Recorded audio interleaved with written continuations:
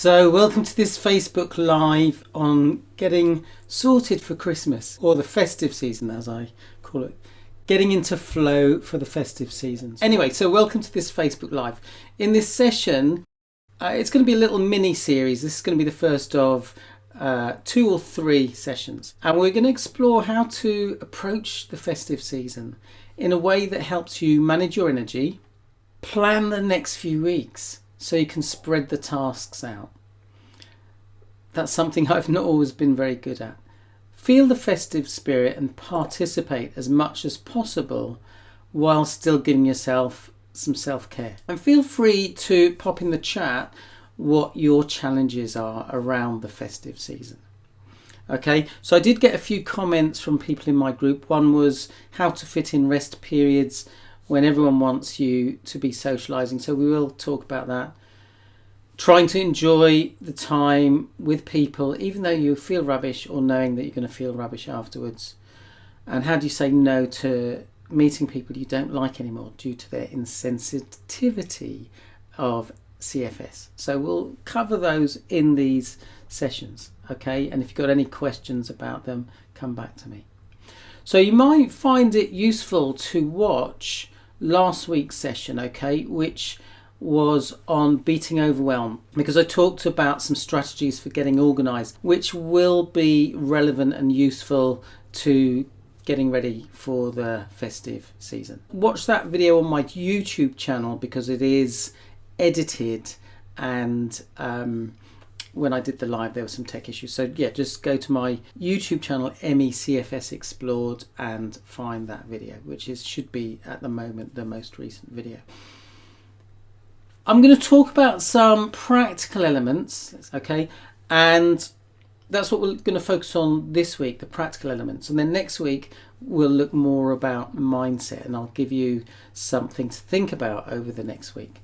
And I'll talk about, at the moment I've come up with 10 P's, so we'll deal with a few of them today and the rest of them next week. Okay, and so the first P is about pacing. How can you pace yourself over the next just under 4 weeks, about 3.5 weeks, if Christmas is your goal, to be around on Christmas Day, Boxing Day. What do you need to do to pace yourself? I think the key thing here is that we've actually got to do some planning and prep. So the first thing I'd encourage you to do is to just get pen and paper and brainstorm a list of tasks that need to be done. So feel free, if you're watching live, to just pop things in the chat. What are the things that you think you need to get done? So if I think about that list, I need to send cards. Okay, and that's one of the things in the past I've always kind of left that a bit last minute. And I think there were some people I wrote a card to who didn't even send it. They're sitting on my shelf and I'll send them this year. So that's the first thing I want to do. So Joe's saying hi. Susan's saying see. I think maybe you were going to type something else, or maybe that's just a mistake. So what is on your list? For me, buying presents, doing food shopping, either having visitors or doing some visits, seeing people. And there's some phone calls I might make. I've got a godmother who lives in Germany. So there might be other things on your list, but that's the first thing to do. Wrapping presents. Okay, Joe's saying wrapping presents. Excellent. That's a good point. When I was younger, I used to wrap presents after midnight mass, which was a ridiculous thing to be doing.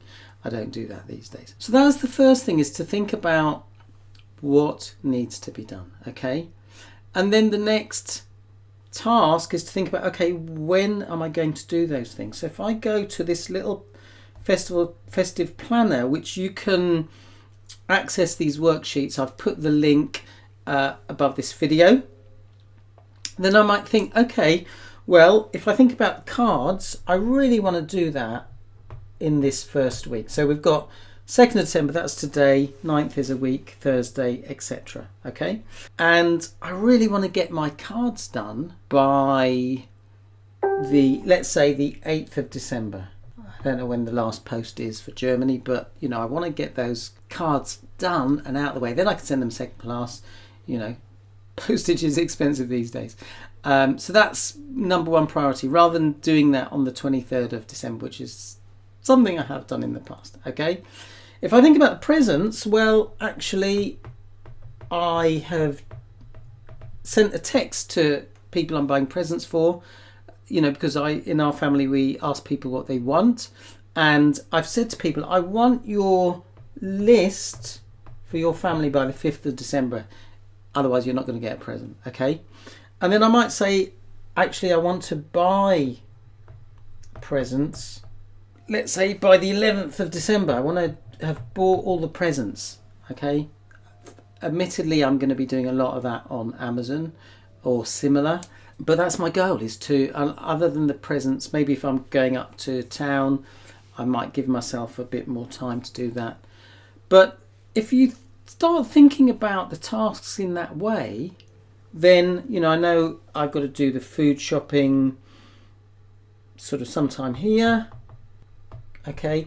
I might put a date on that and say, right, I've got to get the order in either by doing an online delivery or collect. So the thing is, by starting to think about that, then, going back to Joe's point, I might think, well, actually, if I have achieved all those things by let's just put that's in the wrong place. That goes there. If I'm going to buy them by the 11th, then I can definitely start wrapping presents here and here. And so by the 23rd, hopefully they're all done. That would be amazing. So think about that. What is it you need to do? When are you going to do them? So the next thing I want to think about is in relation to the question that was asked about how am I going to ensure, let's just find that question again.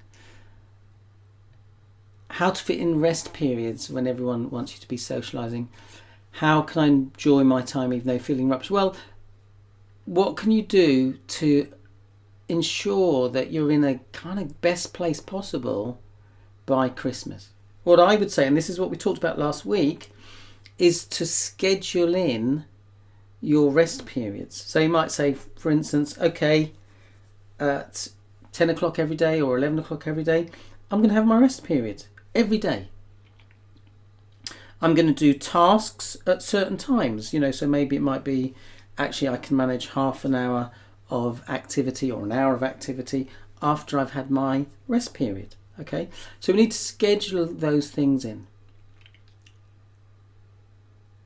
We'll talk more about, how do you fit in the rest periods when everyone wants you to be socialising. But what I'd suggest is, number one, you schedule it and you make a decision. You either stick to it or you don't. Sometimes, I threw my schedule out the window because I just wanted to enjoy myself. But there are other times where I thought, actually, I really need to stick to this in order for me to, function and not be paying for it afterwards. And it made it easier if I knew, right, at a certain time, this is what I'm going to be doing. Just made it easier.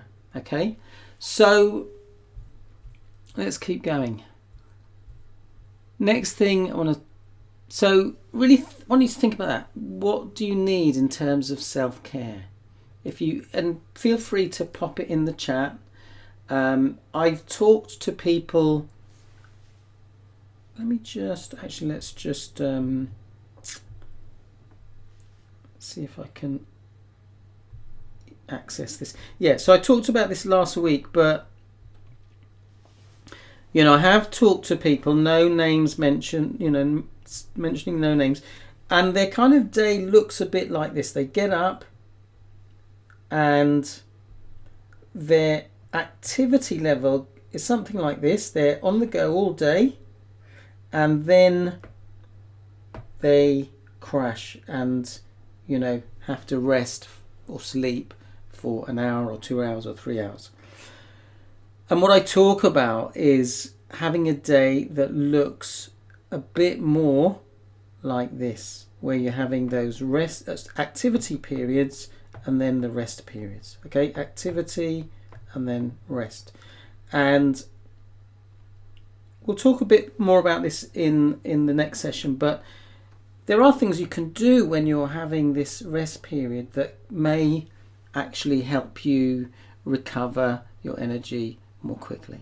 Okay, so we'll talk a bit about that in the next session. Okay, but it's really important that you have a rhythm. You know, that I've had the experience when I had ME/CFS particularly, where I kind of just kept going and, you know, I paid for it.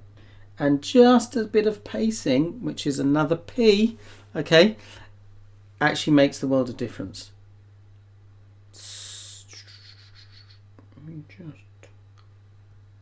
Okay, go back here. Okay, so the first one is planning and prep.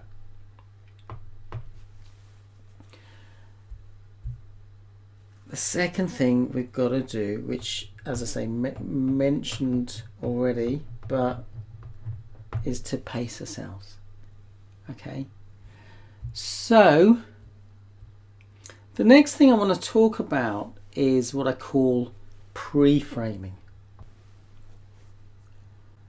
So what I'd like to consider is what would be useful to say to people that you're going to be seeing in advance of, let's say you're seeing family on Christmas Day. What do you need to say to them in advance to just help them understand that maybe you might need to go off and have a rest, and not to be offended, it's just something you need to do, otherwise you pay for it afterwards. Okay, so think about that. What would be useful to send either in an email, if that's easier, just to write down a few things. That means you don't have to discuss it on the day. You don't have to explain yourself.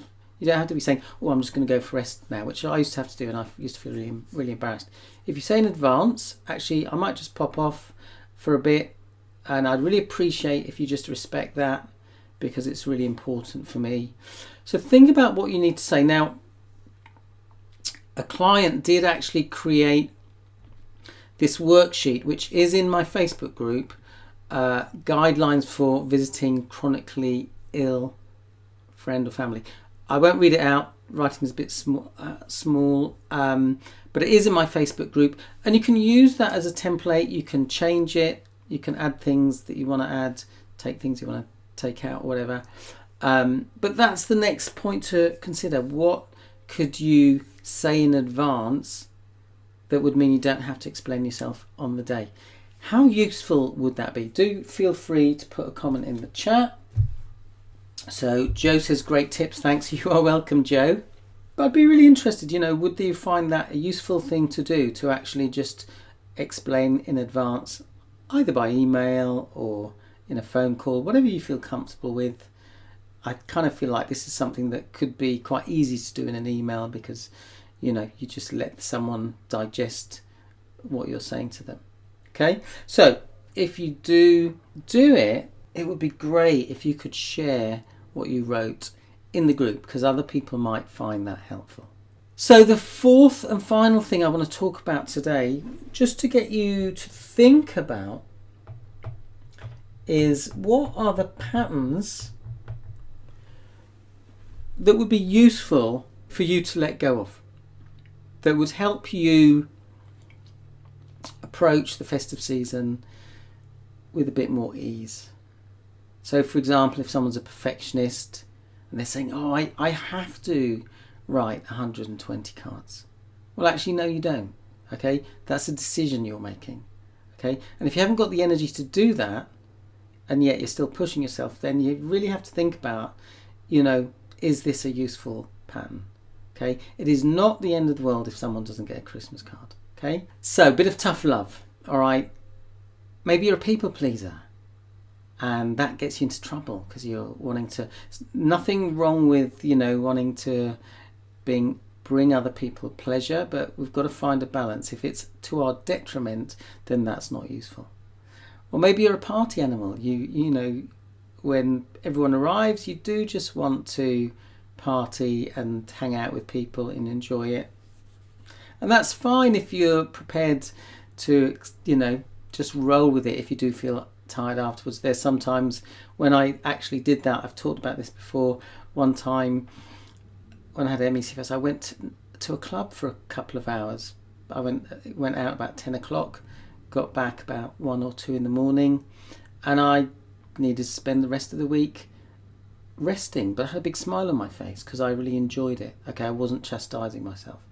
Okay, so consider that. What are the patterns that would be useful for you to let go of? Feel free to pop them in the chat if you recognise there are some patterns.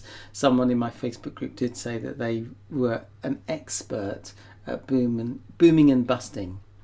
And I'm sure many people with MECFS are experts at that, okay? I know I certainly was. And breaking that pattern took some work and it took some exploration, okay? I have made a video on beating boom and bust against on my YouTube channel, so go to YouTube, find my channel MECFS Explored, do a search for boom and bust and it'll come up. If you can't find it, let me know. Anyway, so if you've got any thoughts, questions, comments, pop them in the chat now. Otherwise we'll finish with a very brief relaxation. And just to say, you know, if you would like to watch a video where I talk about the 9 steps that I focus on when I'm working with people, then send me a message with the word video and I'll send you the link to that video. If you watch that video, you can do an audit of those 9 areas and it'll help you decide which areas to focus on first. And if you want to find out more about the training, you're welcome to send me a message and we'll arrange a chat. But for now, let's end with a very brief relaxation. So what I'd like you to do is just, as long as it's safe for you to do so, just close your eyes. Obviously, don't close your eyes if it's not safe to do so. I'd like you just to take a breath, breathing in, breathing out. And just bring your awareness to your surroundings, what you'd see if your eyes were open.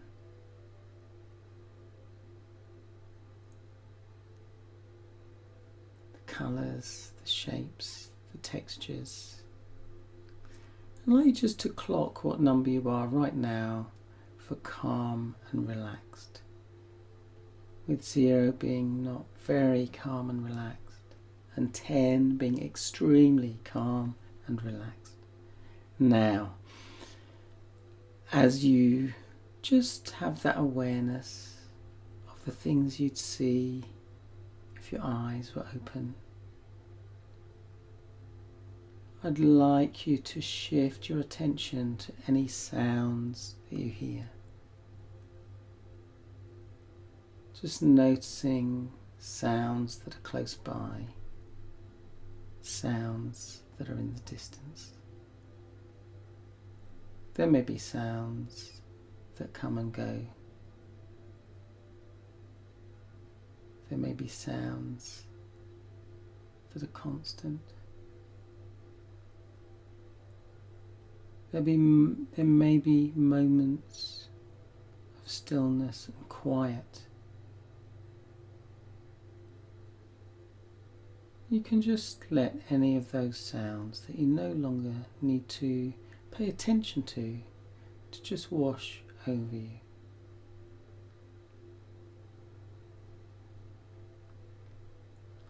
And now just bring your awareness to your physical body, noticing the contact between your body and any surfaces your body is touching.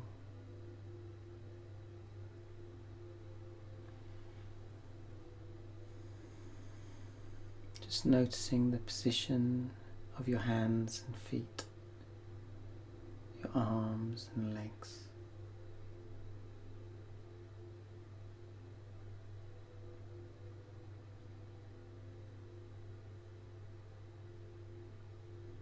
I'd like you just to bring your awareness to part of your body that right now feels okay or feels good.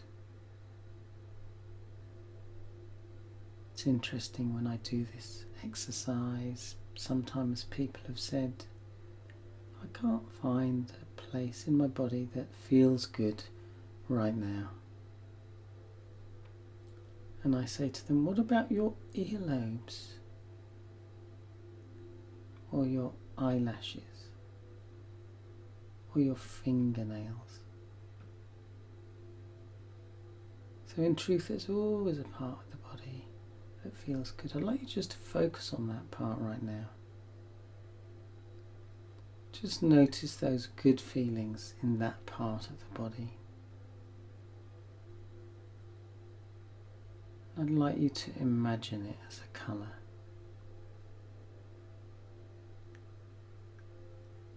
And now just imagine turning the brightness of that colour up, making it stronger, more vivid. And as you do, it starts to spread into the rest of your body. Spreading now all the way into all the other parts of your body.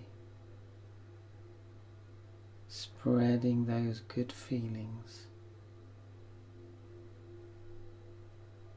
into the parts that need it most. And as it spreads throughout your body, it now just starts swirling slowly around you, enveloping you in that colour of goodness.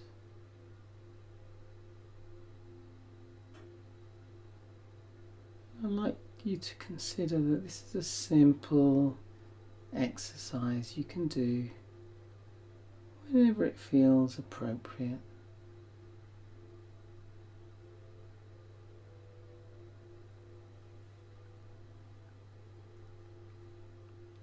I have made a recording of this. Again, if you'd like it, just send me a private message and I'll send you the link. So you can download it onto your phone or your laptop and listen to it whenever you choose. But for now, I'd like you just to clock what number you are now for calm and relaxed. With 0, as I say, not being very calm and relaxed, and 10 being extremely calm and relaxed. And if you like, you can put those two numbers in the chat, what number you were before out of 10 and what number you are now. But if you've got any questions, feel free to get in touch. As I say, I'll do another Facebook Live next week, talking a bit more about some of the mindset shifts that may be useful to make so you can get the most out of the festive season. But for now, I'll say thanks for watching. Wishing you great health. Bye for now.